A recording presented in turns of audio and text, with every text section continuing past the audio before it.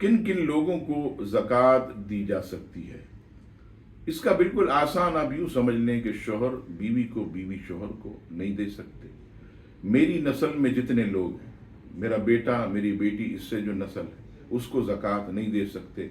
मैं जिस नस्ल से हूँ, मेरे बाप दादा परदादा आगे पीछे जो भी मेरी वालिदा नानी पर नानी पीछे, उनको ज़कात नहीं दे सकते। सैयद हाशमी को ज़कात नहीं दे सकते, बाकी सब को ज़कात दे सकते हैं। अपनी बहन को भी ज़कात दे सकते, अपने भाई को भी ज़कात दे सकते, अपने चचा, अपने मामू, अपने खाला, अपने फुफ्फा, अपनी फुप्पी, सबको ज़कात। या याद रखिएगा, अगर आप रिश्तेदारों में ज़कात देंगे तो आपको दुगना सवाब मिलेगा, फ़र्ज़ अदा करने का भी, और जो ये रहम के रिश्ते उनको मदद के तौर पर आप दे रहे हैं तो इस तरह भी ज़कात अदा हो जाएगी।